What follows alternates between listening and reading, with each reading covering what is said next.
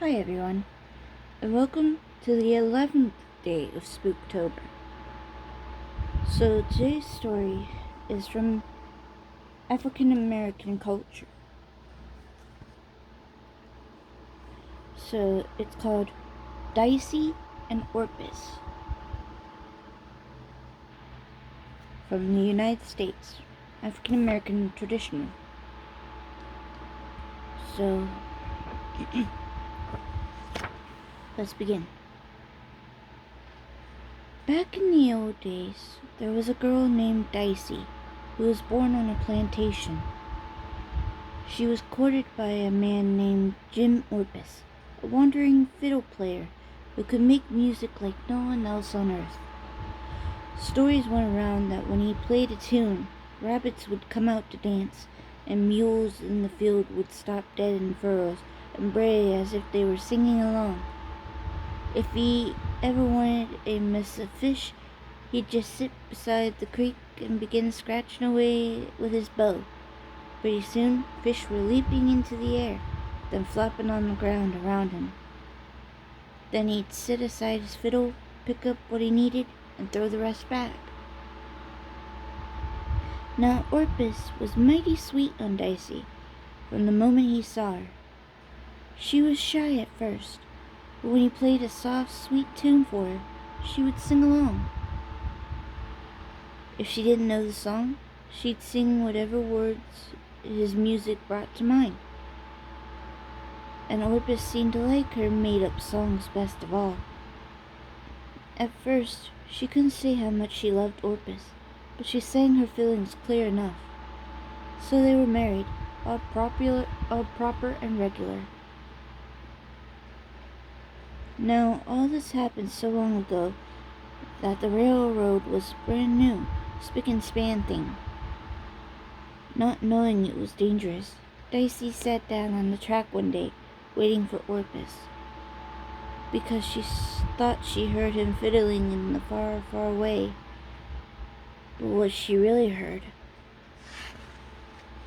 was the engine whistle. Before anyone could do anything, the engine came whistling and roaring around the bend and smashed the poor girl. After she was buried, Jim Orpus wept and wailed something terrible. He sat himself down on her grave, and he fiddled so sadly that folks for miles thought their hearts were going to break.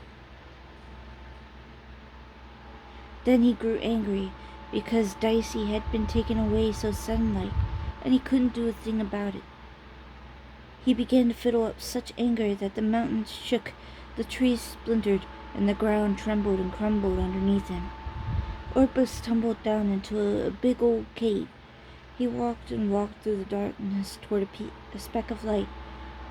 Finally, he reached the entrance to the land of the Golden Slipper, the place where all the good folks go when they die.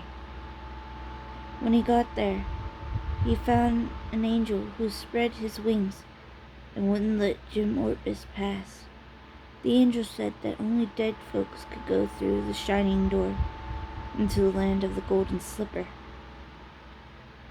Then Orpus carried on something fierce, saying he just had to get his Dicey back, or he might as well be dead. At first, the angel wasn't having any part of him.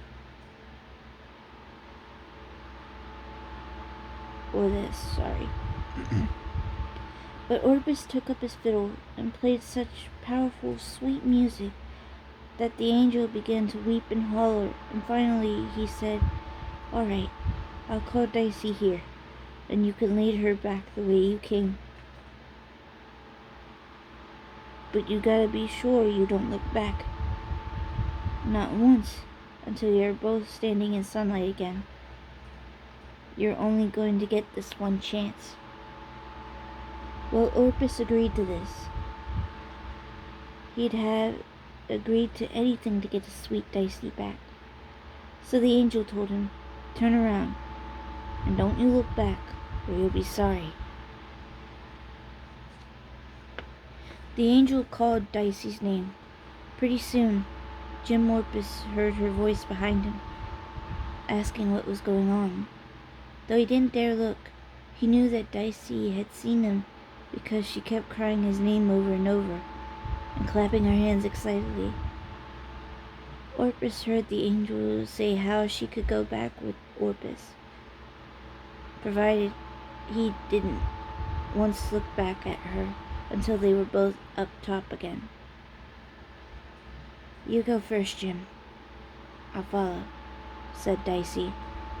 He was so happy to be near her again, he almost turned around then and there, but he remembered what the angel had told him, so he kept looking ahead. Back they went the way he'd come. All the while, Orpus played a sweet tune, and Dicey sang along with him. At last they reached the place where her grave had crumbled down.